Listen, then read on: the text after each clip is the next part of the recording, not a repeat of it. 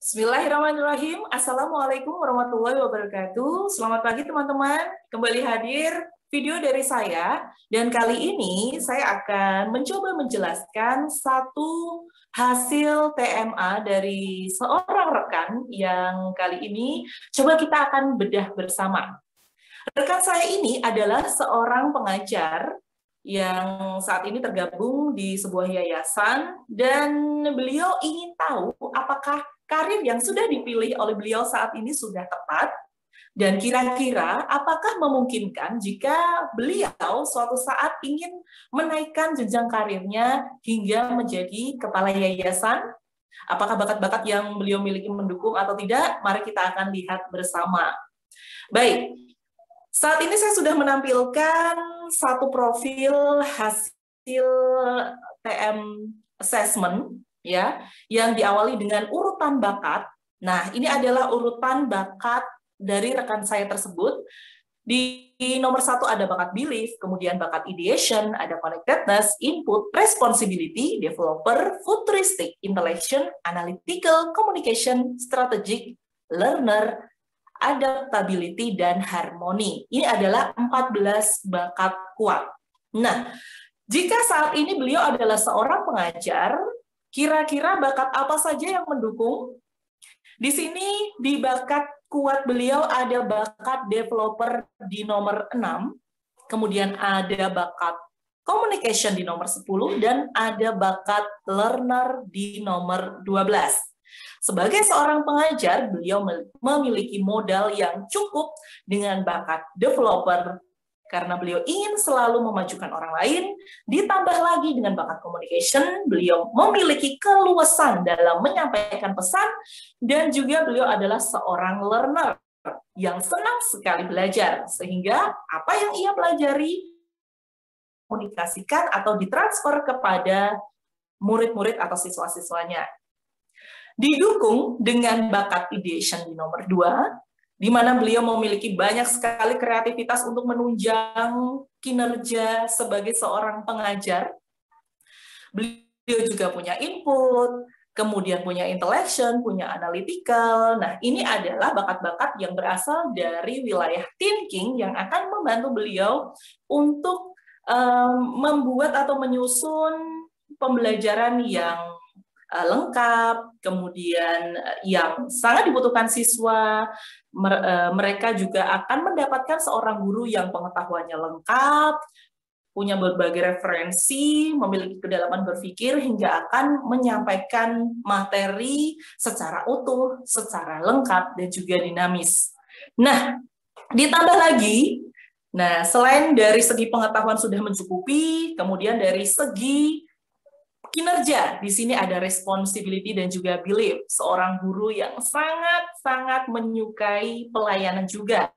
Ini bisa dibayangkan rekan saya tersebut adalah orang yang sangat senang melayani kebutuhan siswa-siswanya, dengan didukung oleh bakat di nomor 1 adalah bakat mengenai pelayanan, yaitu belief.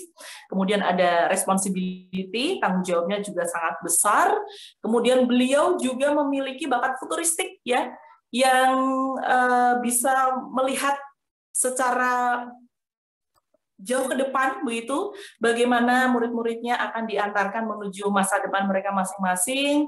Kemudian mereka bisa dimotivasi dengan bayangan-bayangan yang beliau punya tentang masa depan. Kemudian dengan komunikasi sekali lagi bisa mendeliver itu kepada siswa-siswanya dengan sangat mudah. Di sini juga ada bakat strategik. Nah, bakat strategik ini akan membuat beliau bisa mengatur cara atau memilih jalan yang tepat untuk setiap murid-muridnya jika ada yang mengalami kesulitan. Jadi selain sebagai seorang guru, rekan saya ini juga bisa mendampingi siswa-siswanya untuk memilih jalan ke depannya seperti apa, rencana karirnya seperti apa. Kemudian bakat adaptability membuat beliau sangat mudah beradaptasi dengan perubahan situasi, dan juga ada bakat harmoni, di mana beliau ini juga seorang yang menyukai keadaan yang stabil, menyukai keadaan yang damai, gitu. Baik, berikutnya, karena hari ini saya dibantu oleh Teh Deka, nah, Mohon Teh Deka bantuannya untuk pindah ke slide selanjutnya. Berikutnya adalah peta bakat. Di awal tadi sudah ada urutan bakat, sekarang kita lihat peta bakat beliau, di mana warna merah dan kuning, yaitu yang melambangkan bakat nomor 1 sampai 7 dan 8 sampai 14. Kira-kira banyak di kelompok mana sih? Di sini ada 4 kelompok, ada kelompok thinking, influencing, striving, dan juga relating.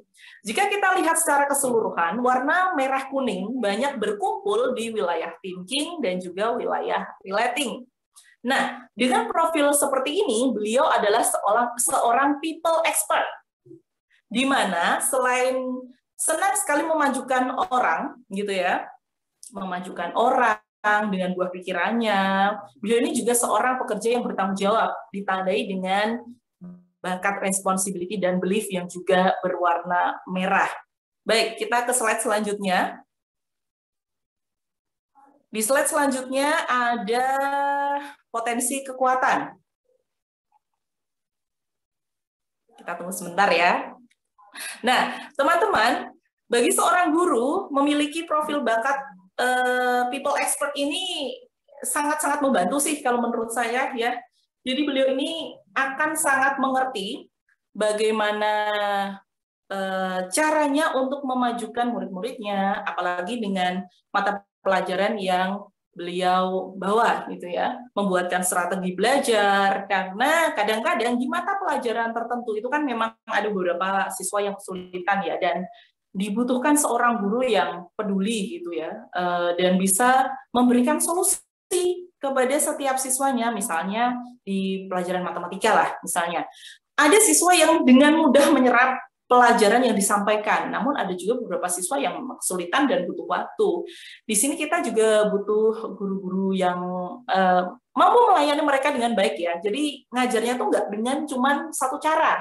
Nah, rekan saya ini memiliki bakat ideation yang itu akan membantu dia untuk membuat beberapa cara kreatif yang unik, yang itu nanti digunakan untuk membuat pelajarannya itu terasa menyenangkan gitu. Kalau memang siswa A cocok dengan gaya mengajar begini, siswa B dengan gaya mengajar begini, beliau ini bisa switch dengan cepat, dibantu dengan bakat adaptability-nya juga.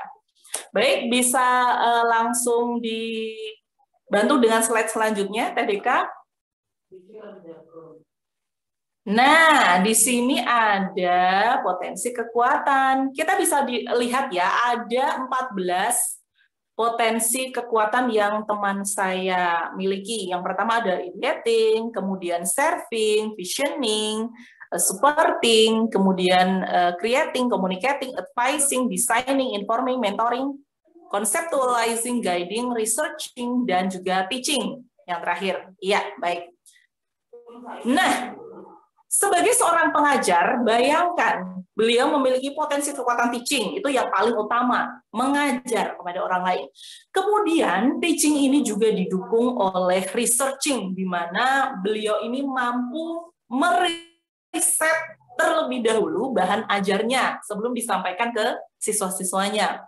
Mengumpulkan banyak data, kemudian diolah, kira-kira mana yang harus saya ajarkan duluan, mana yang kemudian juga ada ideating, ini membantu rekan saya tersebut untuk memilih gaya mengajar yang paling pas, kemudian ada serving juga melayani, visioning untuk memimpikan masa depan ya, jadi mungkin beliau juga bisa berbagi mimpi dan motivasi kepada siswa-siswanya di masa depan.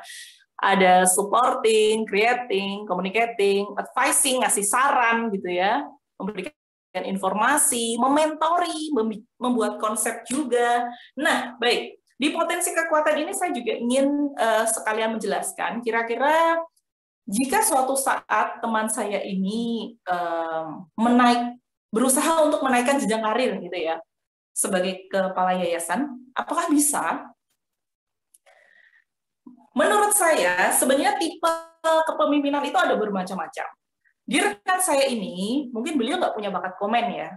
Kadang-kadang seorang leader itu sering diidentikan dengan bakat komen, di mana ia memiliki kemampuan untuk mengambil alih tanggung jawab. gitu. Berani menghadapi konflik dan lain sebagainya. Jika teman saya ini tidak memiliki bakat komen, apakah ia tetap bisa memimpin dengan baik? Bahkan jika kita perhatikan tadi, di wilayah influencing talent semuanya lemah. Gitu. Lalu bagaimana gaya kepemimpinannya? Bagi orang dengan influencing lemah, bisa jadi memang tidak terlalu menonjol dalam hal kepemimpinan. Tapi tentu saja ia tetap memiliki kesempatan untuk memimpin sebagai kepala yayasan atau ketua yayasan. Nah, dengan rekan-rekan kerja yang saat ini berada di yayasannya atau suatu saat nanti berada di bawah kepemimpinannya, beliau bisa menularkan konsepnya, kemudian berbagi tentang pandangan ke depan itu dengan bakat futuristik yang di sini tipe kekuatannya adalah visioning. Sebagai seorang pemimpin, beliau bisa berbagi visionnya ke depan. Kemana yayasan ini akan dibawa, kemudian arah bergeraknya seperti apa. Kemudian beliau juga memiliki bakat strategik ya di sana, yang itu bisa digunakan untuk menyusun langkah kerja yang disepakati. Apalagi ada bakat harmoni juga ya, di mana beliau sangat memperhatikan kebutuhan setiap individunya, supaya semua berjalan dengan baik, dengan lancar. Di sini beliau juga memiliki potensi kekuatan guiding, yang itu guiding ini pengertiannya adalah memandu orang atau pihak lain agar dapat menemukan jalan atau sasaran. Di mana dalam timnya nanti, setelah beliau menggunakan visioning atau berbagi visi dengan orang lain, dengan timnya, kemudian beliau juga berkomunikasi dengan mereka dengan baik, kemudian beliau juga penuh dengan ide-ide segar tentang kemajuan yayasan, kemudian beliau memiliki kemampuan untuk mendesain sebuah rencana yang itu nanti untuk menunjang tujuan yang ingin beliau raih. Dan di sini juga ada guiding, ada mentoring juga. Saya rasa beliau tetap bisa menjadi seorang ketua yayasan. Dengan catatan, sebagai bahan pertimbangan, memang beliau harus memilih orang-orang yang boleh jadi mungkin tidak memiliki bakat komen ya. Karena bukan beliau yang memimpin, nanti malah gantian beliau yang dipimpin, yang dikendalikan gitu. Jadi beliau bisa memilih beberapa tim yang menempati posisi-posisi khusus yang langsung berhubungan dengan beliau. Dia harus bisa memilih orang-orang yang bisa di-guiding oleh dia. Gitu sih.